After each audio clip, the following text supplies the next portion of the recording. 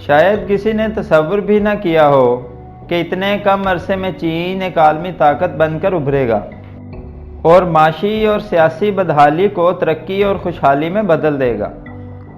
یہ سب ماؤ زیدونگ کی وجہ سے ممکن ہوا۔ ماؤ زیدونگ نے اشتراکیت پسند جماعت کو چین میں اقتدار دلایا اور اگلے 27 برس وہ اس بڑی قوم کی غیر معمولی اور دورست تبدیلیوں کا نگران رہا۔ آپ سن رہے ہیں اردو وائس کی پوڈ کاسٹ کی قسط نمبر 7 اور میں ہوں شہزید۔ ماؤ زیدونگ ایک آسودہ حال کسان کے گھر ہونان صوبے میں شاوشان کے قصبہ میں 1893 میں پیدا ہوا۔ 1911 میں جب وہ 18 سالہ طالب علم تھا، چنگ خاندان کی بادشاہت کے خلاف بغاوت نے سر اٹھایا۔ یہ خاندان 17ویں صدی سے ملک پر حکمران تھا۔ چند ماہ ہی گزرے تھے کہ شاہی حکومت کا تخت الٹ دیا گیا۔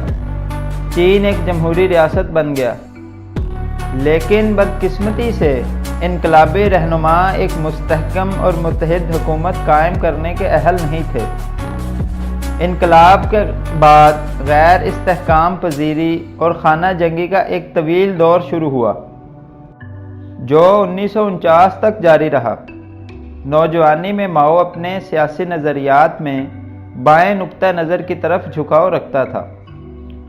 1920 تک وہ ایک کٹر مارکسسٹ بن گیا، جبکہ 1921 میں وہ چین کی اشتراکیت پسند تنظیم کے 12 بانی رہنماؤں میں شامل ہو گیا تھا۔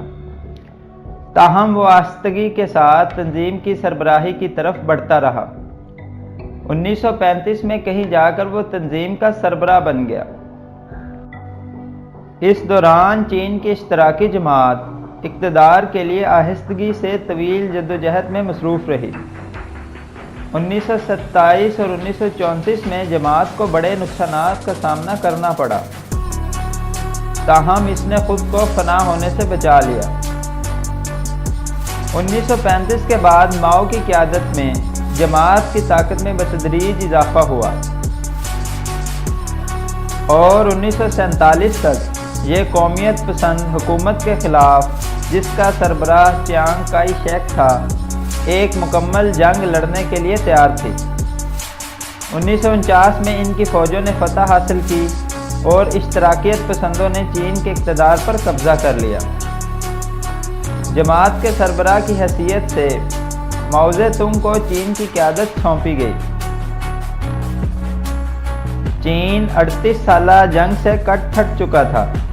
وہ مفلسی کا شکار ایک ترقی پذیر ملک تھا، جس کی روایت کے غلام لاکھوں کسان ان پڑھ تھے۔ ابھی خود ماؤ 36 سال کا تھا اور اسے بہت کچھ کرنا تھا۔ ماؤ کا اصل کام اب ہی شروع ہوا تھا اور اس کی وفات کے سن 1976 تک اس کی پالیسیوں نے چین کی حالت کو بدل کر رکھ دیا۔ اس تبدیلی کا ایک پہلو ملک کا جدید بن جانا تھا۔ خاص طور پر صنعت سازی نے بہت زیادہ ترقی کی، جن کے ساتھ عوامی صحت اور تعلیم کا معیار بھی بلند ہوا۔ ماؤ کی حکومت کا دوسرا بڑا کارنامہ چین کے معاشی نظام کا سرمایہ داری سے بدل کر اشتراکی ہو جانا تھا۔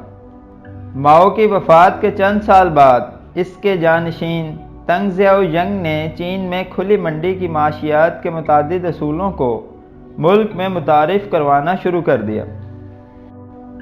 ماؤ کا یہ ماننا تھا کہ شہروں میں موجود صنعتی مزدور اشتراکی جماعت کی اصل طاقت ہیں۔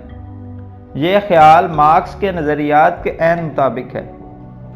تاہم قریب 1925 میں ماؤ اس نتیجہ پر پہنچا کہ کم از کم چین میں جماعت کی اصل طاقت کسانوں پر منحصر ہے۔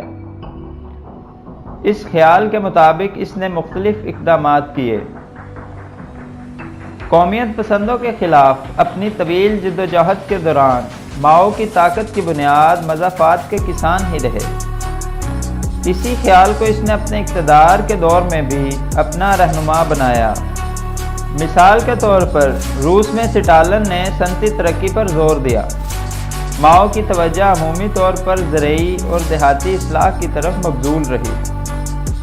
تاہم ماؤ کی قیادت کے دوران چین نے صنعتی اعتبار سے روح افزوں ترقی کی۔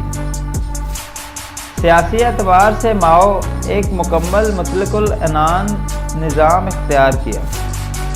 ماؤ کے دور میں کم از کم 20 ملین یا 30 ملین سے زائد شہری موت کے گھاٹ اتار دیے گئے، اور یوں اس کا دور اقتدار انسانی تاریخ میں خونی ترین سیاسی دور مانا جاتا ہے۔ ماؤ کی وفات کے بعد ملک میں کچھ شہری آزادی کا چلن عام ہوا، تاہم تنگ ضیاء جنگ نے چین کے پھر سے ایک جمہوری ریاست بننے کا ہر امکان ختم کر دیا۔ بعض اوقات تو انتہائی سفاکی اور درندگی کا مظاہرہ کیا گیا، جس کی ایک مثال بیجنگ میں تیانمن اسکوائر میں جون 1999 میں ہونے والا قتل عام ہے۔ 1960 کی دہائی میں ماؤ زے تونگ نے 2 بڑے کارنامے کیے، جس میں سے ایک منصوبہ عظیم پیش رفت کا منصوبہ کہلاتا ہے، جبکہ دوسرے منصوبے کو صنعتی انقلاب کا منصوبہ کہتے ہیں۔ یہ بات دلچسپ ہے کہ جب عظیم پیش رفت کا آغاز ہوا تو ماؤ اپنی عمر کی 6 دہائی میں تھا، اور جب ثقافتی انقلاب کا اجرا ہوا تو وہ 70 برس کا ہو چکا تھا، اور تب وہ قریب 80 برس کا تھا جب اپنی پالیسی میں اس نے ایک ڈرامائی تبدیلی کر کے امریکہ سے دوستانہ تعلقات کا آغاز کر دیا۔ ماؤ کی زندگی میں یہ واضح ہو گیا تھا کہ وہ ایک ایسی سحر انگیز شخصیت ہے جیسی شی ہوانگ تی ہوا کرتی تھی۔